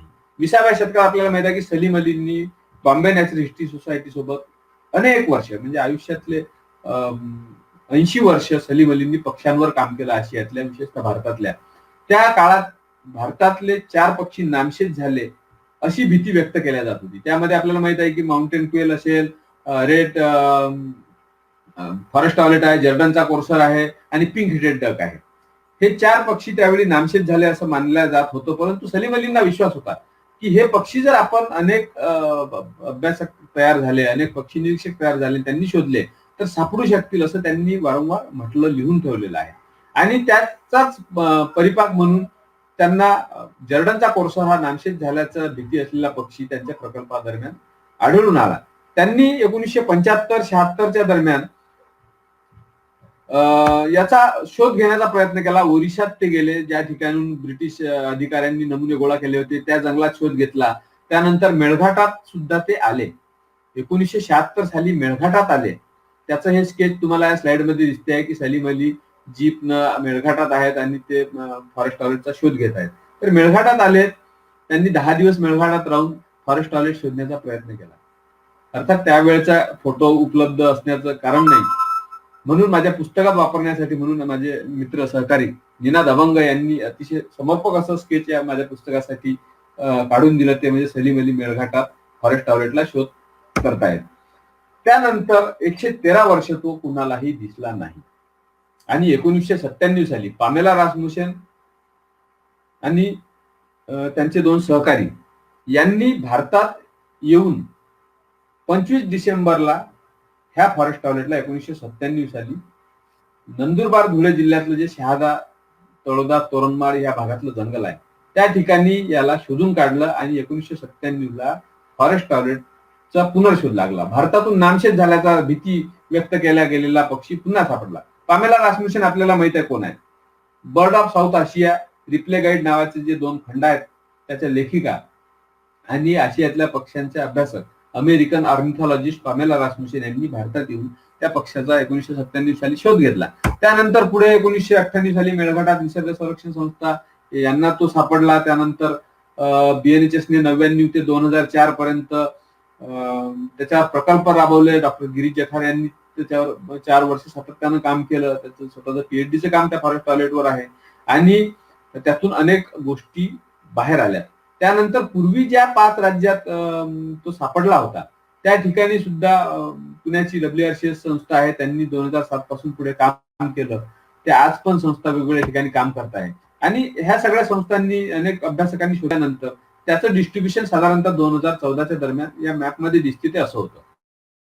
निळे डॉट जे दिसतात त्या ठिकाणी तो सापडला नव्यानं 1997 नंतर आणि ग्रीन डॉट जे आहेत त्या ठिकाणी तो हिस्टॉरिकल रिपोर्ट म्हणजे 1872 ते 1884 या दरम्यानचे जे रिपोर्ट आहेत ते ग्रीन डॉट दाखवले. त्या ठिकाणी तो पुन्हा सापडू शकला नाही कारण त्या ठिकाणचं जंगल समाप्त झालेलं आहे आजच्या स्थितीत.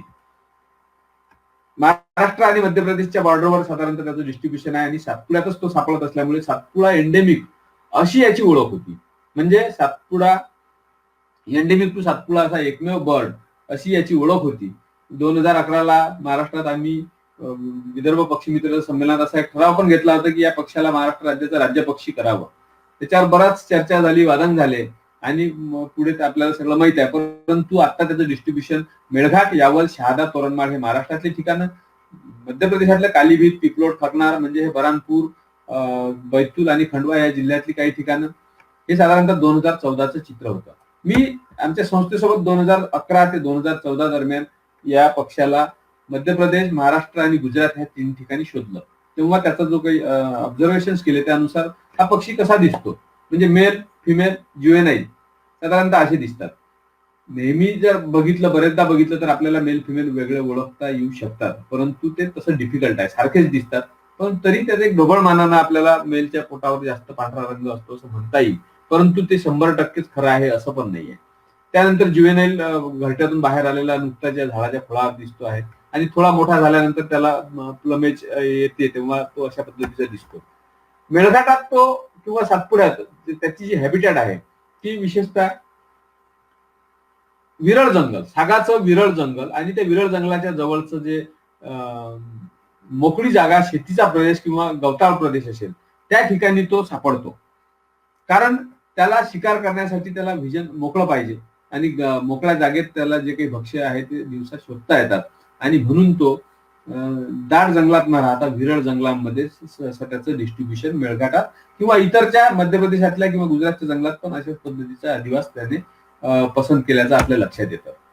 त्याचे इतर घुबळचं जे खाद्य आहे, स्मॉल म्हणजे छोटे उंदीर, लिझार्ड, ग्रासहॉपर, क्रिकेट, काही इन्सेक्ट अशा पद्धतीचं याचं फूड आहे.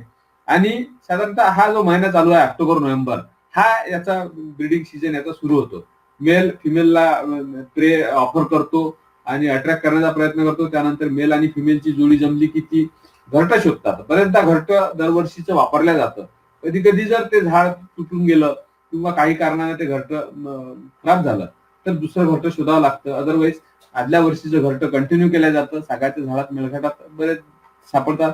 इतरही झाडामध्ये घरटं असते. साधारणतः 15 ते 20 फुटावर घरटं असते. ढोलीत ते घरटं करतात आणि फरवरी मार्चच्या दरम्यान यांची पिल्लं बाहेर येतात. हा आमच्या प्रोजेक्टच्या दरम्यान वानमध्ये पिल्लू बाहेर आलेला आहे फॉरेस्ट टॉयलेटचं, त्यावेळी काढलेला फोटो आहे. अशा पद्धतीचं स्पॉटेड आवळच्या पिल्लासारखंच पिल्लू दिसते, फार काही फरक नसतो. परंतु सागाच्या ढोलीमध्ये आणि मेळघाटाच्या जंगलात अशा पद्धतीचं हे फॉरेस्ट टॉयलेटचं घरटं आपल्याला पाहता येईल. त्यानंतर पुढे त्याच्यावर अनेक प्रकल्प झाले. 2014ला आम्ही गुजरातमध्ये गेलो, डांग अभयारण्यात गेलो आणि अनेक ठिकाणी आम्हाला फॉरेस्ट टॉयलेट असेल अशी शाश्वती वाटली. परंतु योगा म्हणजे नशिबाने तो आम्हाला दुर्दैवाने दिसू शकला नाही. परंतु त्याच वर्षी जेनिस पटेल नावाच्या अभ्यासकाने आणि त्यांच्या टीमने त्याला नवसारी आणि वलसाड ह्या जिल्ह्यामध्ये शोधून काढलं आणि त्यानंतर डांग अभयारण्यात पण शोधून काढलं. त्याच वेळी नोव्हेंबरमध्ये हा पक्षी तानसा वन्यजीव अभयारण्य जे आहे पालघर जिल्ह्यात म्हणजे पश्चिम घाटात येतं ते, तर तिथे सापडला. त्यामुळे सातपुडा एंडेमिक असलेला हा पक्षी या निमित्तानं तो आता वेस्टर्न घाटमध्ये पण सापडला आणि मग त्याचं जे एंडेमिझम होतं किंवा प्रदेश निष्ठता होती ती संपली. तो आता वेस्टर्न घाटमध्ये एका ठिकाणी सापडतो. त्यानंतर गुजरातच्या डांग जंगलात तो 2-3 ठिकाणी सापडतो आणि सातपुड्यात मात्र मेळघाटात तो सर्वात चांगल्या संख्येने सापडतो. मेळघाटच्या जवळ जो मध्य प्रदेशाचा भाग आहे त्या ठिकाणी पण चांगल्या पद्धतीने सापडतो. त्यानंतर 2016ला नाशिक जवळ हर्सुलचं जे जंगल आहे त्या ठिकाणी स्वर्गीय विश्वरूप राहा जे नाशिकचे अभ्यासक होते, आपले महाराष्ट्र पक्षी मित्रचे सहकारी होते आणि तिथले वाईल्ड लाईफ वॉर्डन होते, त्यांनी त्याला नाशिकच्या हर्सुलच्या जंगलात नाशिक जवळ शोधून काढलं आणि आता त्याच्यावर वेगवेगळे प्रकल्प राबवल्या गेलेत. आता सुद्धा त्याच्यावर कलर बँडिंग आणि रेडिओ टेलिमेट्री लावून त्याचा अभ्यास करत आहे पुण्याची WRCS संस्था. तर अशा पद्धतीनं हा फॉरेस्ट टॉयलेट किंवा इतर राऊत याच्याबद्दल जी काही माहिती आहे, वेगळी माहिती, इतर पक्ष्यांपेक्षा हे कसे वेगळे आहेत ते सांगण्याचा आजचा माझा प्रयत्न होता. आणि त्याच्याबद्दल ज्या अंधश्रद्धा आहे या फोटोमध्ये काही दिसेल आपल्याला की लोक त्याला पकडल्यानंतर त्याच्याबद्दल उत्सुकता पण असते, श्रद्धा पण असते, अंधश्रद्धा पण असते, भीती पण असते आणि मग त्यातून बळी जातात, शिकार होते, विक्री होते. वन विभाग त्याच्यावर बरेचदा प्रयत्न करतो, काही ठिकाणी यशस्वी पण होतो, पण काही चोरून मारून हे सगळे व्यापार दिवाळीच्या काळात विशेषतः होत असतात. याची ट्रॅफिकिंग मोठ्या प्रमाणात होते आणि म्हणूनच ह्या घुबडांच्या प्रजाती आज नष्ट होण्याच्या मार्गावर आहेत. त्यांची संख्या कमी होत आहे, हे एक कारण आहे. दुसरं असं आहे की त्यांचे जे रुस्टिंग साईट आहेत किंवा नेस्टिंग जे झाडं आहेत ते मोठ्या प्रमाणात कमी होत असल्यामुळे त्यांची संख्या बऱ्याच ठिकाणी कमी होत आहे. फॉरेस्ट टॉयलेटच्या बाबतीत जर आपण विचार केला तर मेळघाटात त्याची संख्या वाढली, त्यामुळे तो क्रिटिकली रेअर मधून एंडेंजर या श्रेणीमध्ये गेला. कारण मेळघाट हा एक प्रोटेक्टेड एरिया आहे, त्या ठिकाणी त्याला प्रॉपर असं संरक्षण प्राप्त झालं आहे आणि म्हणून त्याची संख्या आपल्याला तिथे वाढताना दिसते आहे. घुबडांना जादूटोण्यामध्ये किंवा औषधांमध्ये ग्रामीण भागातल्या आदिवासी भागात वापरल्या जातं, त्याला तंत्र मंत्र ह्यासाठी वापरल्या जातं. तर अशा पद्धतीनं घुबडांचा आपल्या समाजामध्ये आपल्या संस्कृतीमध्ये वेगवेगळ्या पद्धतीनं आदराच्या पद्धतीनं किंवा भीतीच्या यानं वापर केला जातो. संस्कृतीत त्याचं वेगवेगळ्या पद्धतीनं स्थान आहे. तर हा जो घुबडाचा सगळा माहितीचा हे होता प्रवास, तो मी इथे थांबवतो. फॉरेस्ट टॉयलेटवर जे मी पुस्तक लिहिलं आहे ते आपल्या समोर दिसते आहे, रानपिंगळा अज्ञातवास पुनर्शोध. याबाबत हे पुस्तक लवकरच प्रकाशित होईल. आणि आजच्या ह्या पक्षी सप्ताहानिमित्त स्वर्गीय उल्हास राणे सरांच्या स्मृतीप्रित्यर्थ जे व्याख्यानमाला आयोजित केली त्यामध्ये हे पुष्प गुंफताना मला अतिशय आनंद झाला आणि बहार नेचर फाउंडेशनचं त्या निमित्तानं मी आभार व्यक्त करतो आणि इथे मी थांबतो.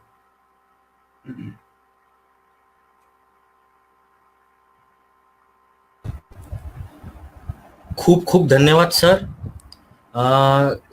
खूप गैरसमज लोकांमधले आपल्या या व्याख्यानाने कमी होतील अशी मी आशा व्यक्त करतो. काही प्रश्न आपल्याला इथे दिसतात आहे. ॲज एक मिनिट मी शो करतो तुम्हाला. हो हो.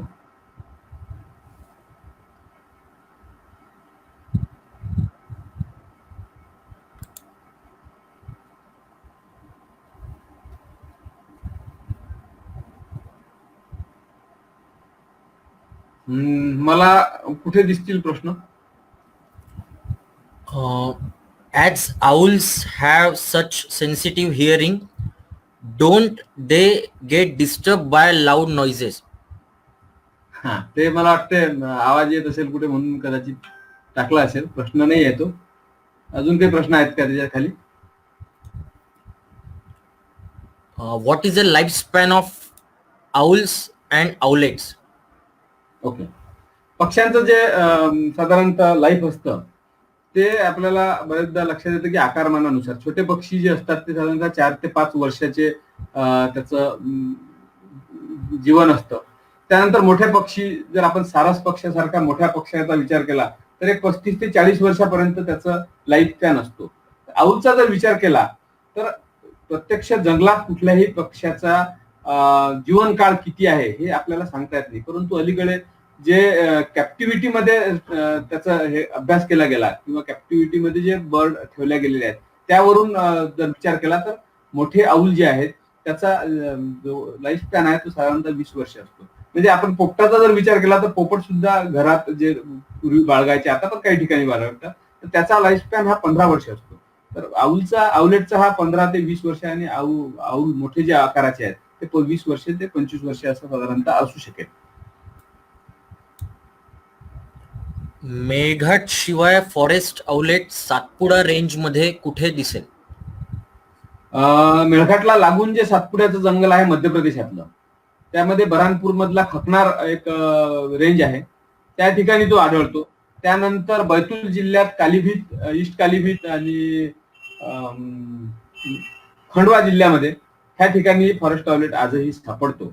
त्यानंतर सातपुड्यात पुढे गेलो तर खानदेशात यावल अभयारण्य आहे, त्या ठिकाणी 2004ला फॉरेस्ट आउलेट रिपोर्ट झाला होता. परंतु यावल अभयारण्याची पुढे वेगवेगळ्या कारणाने दुर्दशा झाली. फॉरेस्ट राईट ऍक्टच्या नावाखाली त्यात मोठ्या प्रमाणात जंगलतोड झाली आणि शेती केल्या गेली आणि त्या ठिकाणचे अधिवास डिस्टर्ब झाले. तर त्यानंतर 2004 नंतर तो अजूनही तिथे सापडला नाही. 1997 साली पामेला रासमुसेन यांनी ज्या जंगलामध्ये त्याला शोधलं ते म्हणजे नंदुरबार जिल्ह्यातलं शहाद्याचं जंगल. त्या ठिकाणी त्याच्यानंतरच्या स्टडीमध्ये जवळपास 25 पक्षी होते, परंतु आता त्या ठिकाणी पण पक्ष्यांची संख्या कमी झाली आहे. कारण त्या ठिकाणी पण गेल्या 1997 पासून आजपर्यंत म्हणजे 20-22 वर्षात मोठ्या प्रमाणात जंगलतोड झाली. त्यामुळे तिथले आदिवासी सुद्धा आज बऱ्यापैकी नष्ट झालेले आहेत.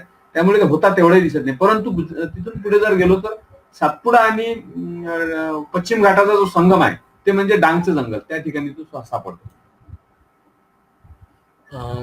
त्यालाच एक लावून प्रश्न आहे की तापी नर्मदा खोऱ्यामध्येच का मिळतात आणि ईस्ट टू वेस्ट अशा प्रवाहाचे काही रोल असतील का, काही रोल असेल का याचा?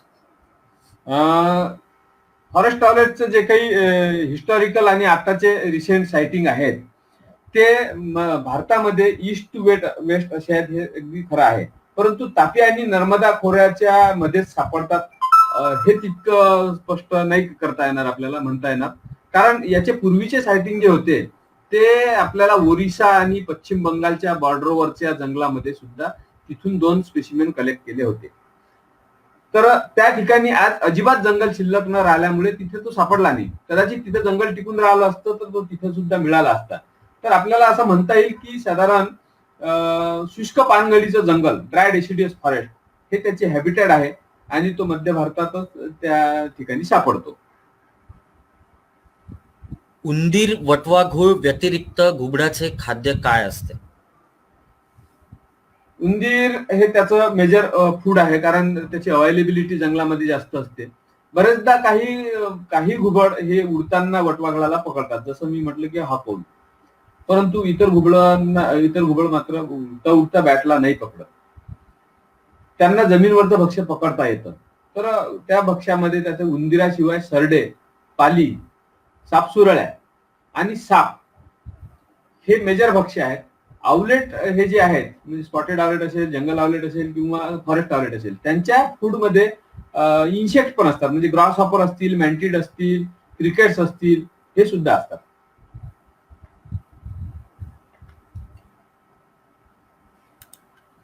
आणखी एक प्रश्न आहे, आपल्या स्क्रीनवर दिसतो. Okay. Artificial sound, given that they have such acute hearing. How do owl cope with loud natural हा पक्ष आऊलच्या बाबतीत एक आहे की आऊलला जर आपण कॉल प्ले केला, आर्टिफिशियल कॉल प्ले केला आपल्या रेकॉर्डर मधून, तर तो त्याला रिप्लाय देतो. आणि दूरवरून एखादा मोबाईल मधून दिलेल्या कॉलला पण तो रिप्लाय देतो, कारण त्याला बऱ्यापैकी ऐकू येतं. रात्रीच्या वेळी माणसापेक्षा 100 पट घुबडाला जास्ती ऐकू येतं, मग मोठ्या आवाजाने त्यांना त्रास होत नाही का? मोठा आवाज म्हणजे जंगलातला जर गावातला आवाज असेल, एखाद्या गावाजवळ जर आऊल राहत असेल, तर त्या ठिकाणी गावात बरेचदा लाऊडस्पीकर लावला तर त्याला त्रास होईल. परंतु तरीही गावाजवळ आपल्याला आऊल दिसतात. म्हणजे 100 पट मोठं जास्त दिसतं, परंतु आवाज आणि जास्त दिसणं हा तसा मला वाटतं एकमेकाशी जुळणारी गोष्ट नाही आहे. परंतु जास्त आवाजाचा नक्कीच त्रास होईल आणि त्याला जे आवाज ऐकायचे असतात ते तो विशिष्ट मान वळवून ऐकतो. पण आजूबाजूला जर एखादा लाऊडस्पीकर कोणी लावला असेल तर ते आवाज ते मान वळवून ऐकणार नाही, कारण त्याला ती डिश त्याच्या फेशियल डिश समोर करून त्या पद्धतीने तो आवाज कॅप्चर करतो.